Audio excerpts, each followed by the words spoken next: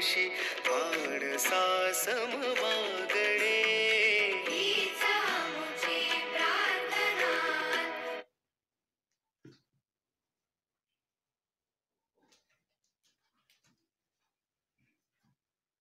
नमस्कार विद्यार्थी मित्रो, सर्वांसाठी शुभ प्रभात. मी आहे प्राध्यापक गणपत उगडे. गणपत उगडे मराठी व्याकरण यूट्यूब चॅनलमध्ये आपल्या सर्वांचे मनपूर्वक स्वागत. विद्यार्थी मित्रो, मला कल्पना आहे तुम्ही सर्वजण स्पर्धा परीक्षेच्या मार्गावरती वाटचाल करत आहात. ही वाटचाल करत असताना तुम्ही रात्रीचा दिवस करून अभ्यास करत आहात. परंतु मित्रो, या अभ्यासाला तुम्हाला एक योग्य मार्गदर्शक आणि दुसरी गोष्ट म्हणजे अभ्यासाची दिशा माहीत असणं गरजेचं आहे. आता याचा विचार करत असताना मित्रहो, मी तर तुम्हाला असं सांगेल की कोणतीही परीक्षा घ्या, कोणत्याही परीक्षेमध्ये आयोगाने यापूर्वी जे काही प्रश्न विचारलेले आहे त्या प्रश्नांचा सराव करण्यासाठी पाठीमागचे जे काही प्रश्नपत्रिका आहे त्या प्रश्नपत्रिकेचं अवलोकन करणं, त्याचं ॲनालिसिस करणं हे तितकंच गरजेचं आहे. आज खास तुमच्यासाठी या ठिकाणी राज्यसेवा 2016ची जी काही प्रश्नपत्रिका आहे या प्रश्नपत्रिकेमध्ये जे काही प्रश्न प्रकार विचारलेले होते त्या प्रकारातील एक प्रकार तो आहे संधी प्रकार. आता या संधीवरती परीक्षेला प्रश्न कसा विचारलेला होता, तर या ठिकाणी एका बाजूला संधीचे प्रकार दिलेले आहेत आणि दुसऱ्या बाजूला संधीची उदाहरणं दिलेली आहेत. मग त्यांनी काय म्हटलेलं आहे की योग्य जोड्या जुळवा, अचूक उत्तराची निवड करा. आणि अचूक उत्तराची निवड करत असताना या ठिकाणी हे सोडसंधीचे प्रकार दिलेले आहेत, सोडसंधीची उदाहरणे दिलेली आहेत आणि परत त्याला उपपर्याय दिलेले आहेत आणि योग्य त्या जोड्या जुळवायच्या आहेत. आता काय असतं की सगळ्यात पहिली गोष्ट तुम्हाला बेसिक संकल्पना माहीत असणं गरजेचं आहे. कोणतीही गोष्ट असू द्या, मग ते अलंकार असतील, समास असतील, प्रयोग असतील. आता संधी म्हणजे काय तर तुम्हाला समजून घ्यावं लागेल की संधी या शब्दाचा अर्थ जोडणे किंवा साधणे. संधियुक्त शब्दाचा विग्रह केल्यानंतर परस्पर जवळ एकत्रित येणाऱ्या दोन वर्णांना एकत्र जोडायचं किंवा सांधायचं याला संधी असे म्हणतात. मग परस्पर जवळ एकत्रित येणारे दोन वर्ण स्वर आहेत, व्यंजन आहे की विसर्ग आहे, यानुसार संधीचे मुख्य 3 प्रकार पडतात. एक स्वर संधी, दुसरी व्यंजन संधी आणि तिसरी आहे विसर्ग संधी. आता या ठिकाणी स्वर संधीचा विचार करत असताना स्वर संधीचे प्रकार आहे काय, गुणादेश संधी, दीर्घादेश संधी, वृद्धादेश संधी, यनादेश संधी, पररूप संधी, पुररूप संधी. त्यालाच दीर्घादेश संधीला सजातीय स्वर संधी म्हणतात आणि काय पुढे काय आहे गुणादेश संधी. आता या स्वर संधीचा विचार करत असताना मित्रहो, इथं तुम्हाला माहित असते की संधियुक्त शब्दाचा विग्रह केल्यानंतर परस्पर जवळ एकत्रित येणारे दोन्ही वर्ण स्वर असतात. दोन्ही वर्ण स्वर असतात, स्वर अधिक स्वर बरोबर काय होईल, स्वर अधिक स्वर बरोबर स्वर संधी. काय होते, स्वर संधी वगैरे होते, बरोबर आहे की नाही. आता ही सजातीय स्वर संधी, विजातीय स्वर संधी, पूर्वरूप स्वर संधी, पररूप स्वर संधी ही सर्व स्वर संधीची उदाहरणे दिली आहेत. चला तर आपण एक एक शब्द पाहूया काय उत्तर आहे ते. आता पहिला शब्द आहे भेटून. या भेटून या शब्दाचा संधीचा विग्रह करू. भेट अधिक ऊन बरोबर भेटून. पहिल्या शब्दाच्या शेवटी अ आहे, दुसऱ्या शब्दाच्या सुरुवातीला उ आहे. परस्पर जवळ एकत्रित येणारे दोन्हीही वर्ण स्वरच आहे, परंतु संधियुक्त शब्द होताना पहिल्या स्वराचा लोप झालेला आहे आणि दुसरा स्वर कायम राहिलेला आहे. भेटून हा उ कायम आहे, बरोबर आहे की नाही. मग आपल्याला तुम्हाला माहित असणं गरजेचं आहे की स्वर संधीमध्ये परस्पर जवळ एकत्रित येणारे दोन्हीही वर्ण स्वर असतात. पैकी संधियुक्त शब्द होताना पहिल्या स्वराचा लोप होतो आणि दुसरा स्वर कायम आहे, म्हणून याला म्हटलं जातं पररूप संधी. पर म्हणजे दुसरा. मग इथं याचं जे काही उत्तर वगैरे आहे, भेटून हा जो काही शब्द वगैरे आहे, भेटून हा शब्द कशाचं उदाहरण आहे, पररूप संधीचं उदाहरण आहे, पररूप. आता दुसरा शब्द पहा, दुसरा शब्द आहे नाहीसा. पाहूया काय आहे नाहीसा.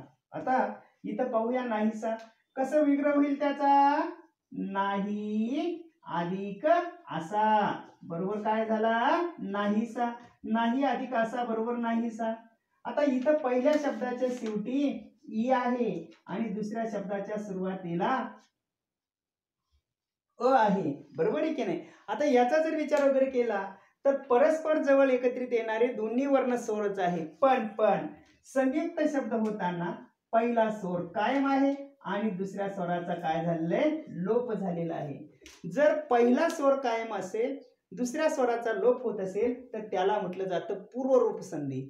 पहिला स्वर कायम राहतो पूर्वरूप संधी, दुसरा स्वर कायम राहतो पररूप संधी। आणि म्हणून नाहीसा हे कशाचं उदाहरण आहे? पूर्वरूप संधीचं उदाहरण आहे। ओके, त्यानंतर पुढे आहे दुसरा शब्द काय आहे, त्याला काय म्हटलं जातं? गोलाकार शब्द आहे। काय आहे? गोलाकार। पाहूया आपण त्याची फोड करूया गोलाकारची। आता गोलाकार म्हटल्यानंतर गोल अधिक आकार बरोबर गोलाकार। इथं अ आहे, दुसरीकडे आ आहे। परस्पर जवळ एकत्रित येणारे दोन्हीही वर्ण काय आहे? त्या ठिकाणी स्वर आहेत। काय आहेत ते? स्वर आहेत। आता दोन्ही वर्ण स्वर आहेत, परंतु ते कसे आहेत? एकाच उच्चार स्थानातले आहेत, एकाच उच्चार स्थानातले। मग एकाच उच्चार स्थानातील स्वरांना सजातीय स्वर म्हणायचं। काय म्हणायचं? सजातीय स्वर। म्हणजे गोलाकार हे कशाचं उदाहरण आहे? सजातीय स्वरांचं। आता सजातीय स्वरांचा विचार जर केला तर तुम्हाला माहित पाहिजे अ आ काय आहे? अ आ हे कंठ आहेत। अ आ काय आहे? कंठ। त्याच्यानंतर ई ई हे काय आहेत? तालव्य। आणि त्याच्यानंतर उ उ हे काय आहेत? ओष्ठ्य आहेत, ओष्ठ्य आहेत। या गोष्टी तुम्हाला माहित असणं गरजेचं आहे। ओके, तर चला तर आता गोलाकार पण तुम्हाला लक्षात आलं की गोलाकार हे सजातीय स्वर संधीचं उदाहरण आहे। त्यानंतर शेवटचा शब्द आहे रामेश्वर। आता रामेश्वर म्हटल्यानंतर इथं तुमच्या लक्षात येतंय रामेश्वर, राम, इथं पहा राम अधिक ईश्वर बरोबर रामेश्वर। म्हणजे इथं अ आहे, इथं ई आहे, दोघ जण एकत्र आले, ए झाला। म्हणजे दोन विजातीय स्वर एकत्र आले आणि त्या ठिकाणी दीर्घ ए तयार झालेला आहे। आणि म्हणून या ठिकाणी हे विजातीय स्वर संधीचं उदाहरण आहे। म्हणून मित्रहो, आता तुमच्या लक्षात येईल, काय लक्षात येईल पहा, स्वर अधिक स्वर बरोबर स्वर संधी। एकाच उच्चार स्थानातील जर स्वर असेल तर त्याला म्हटलं जातं सजातीय स्वर संधी, यालाच दीर्घत्व संधी, दीर्घादेश संधी असे म्हणतात। विजातीय स्वर संधी म्हणजे भिन्न उच्चार स्थानातील स्वरांना विजातीय स्वर संधी म्हणतात। संधीच्या भाषेमध्ये गुणादेश संधी। पूर्वरूप संधी म्हणजे संयुक्त शब्दाचा विग्रह केल्यानंतर परस्पर जवळ एकत्रित येणारे दोन्ही वर्ण स्वरच असतात। पैकी पहिला स्वर कायम राहतो, दुसऱ्याचा लोप होतो, त्याला पूर्वरूप संधी। आणि परस्पर जवळ एकत्रित येणारे दोन्ही वर्ण स्वरच असतात, पैकी पहिल्या स्वराचा लोप होतो, दुसरा कायम राहतो, याला म्हटलं जातं पररूप संधी। आणि म्हणून या ठिकाणी तुमच्या लक्षात येत असेल की उदाहरणांच्या संदर्भात विचार करत असताना पहिल्या सजातीय स्वर संधीचं उदाहरण आहे तीन। काय आहे? तीन। त्याच्यानंतर विजातीय स्वर संधीचं काय आहे? विजातीय स्वर संधीचं रामेश्वर म्हणजे काय आहे? 4। ओके, त्यानंतर पूर्वरूप संधीचं उदाहरण आहे 2 आणि त्यानंतर पररूप संधीचं उदाहरण आहे भेटून 1। मग 3 4 2 1, 3 4 2 1 म्हणजे या ठिकाणी पहिला पर्याय बरोबर आहे। एवढी अचूक माहिती, एवढं परफेक्ट तुम्हाला बेसिक जे काही संकल्पना आहे, बेसिक जे काही ज्ञान आहे, मूळ संकल्पना तुम्हाला समजून घेणं गरजेचं आहे। तर अशा पद्धतीने मित्रहो, या ठिकाणी हा जो काही प्रश्न आहे, या प्रश्नाचं उत्तर येण्यासाठी सगळ्यात पहिल्यांदा तुम्हाला स्वर संधी म्हणजे काय, त्याच्यानंतर इथं दीर्घादेश संधी म्हणजे सजातीय स्वर संधी, गुणादेश संधी म्हणजे विजातीय स्वर संधी, पूर्वरूप संधी मराठी विशेष संधीचा पहिला प्रकार आहे, पहिला स्वर कायम राहतो। त्याच्यानंतर पररूप संधी मराठी विशेष संधीचा दुसरा प्रकार, दुसरा स्वर कायम राहतो।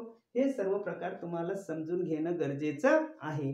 ओके, तर मित्रहो, अशाच प्रकारच्या कोणत्याही तुमच्या शंका असल्यास माझा क्रमांक आहे 86 00 63 33 94 या क्रमांकावरती मराठी व्याकरणातील कोणताही प्रश्न असला तर कोणत्याही प्रश्नाचं उत्तर तुम्ही मला विचारू शकता। व्हिडिओ आवडल्यास लाईक करा, शेअर करा, बेल आयकॉनला प्रेस करा। धन्यवाद। Happy thoughts. नमस्कार.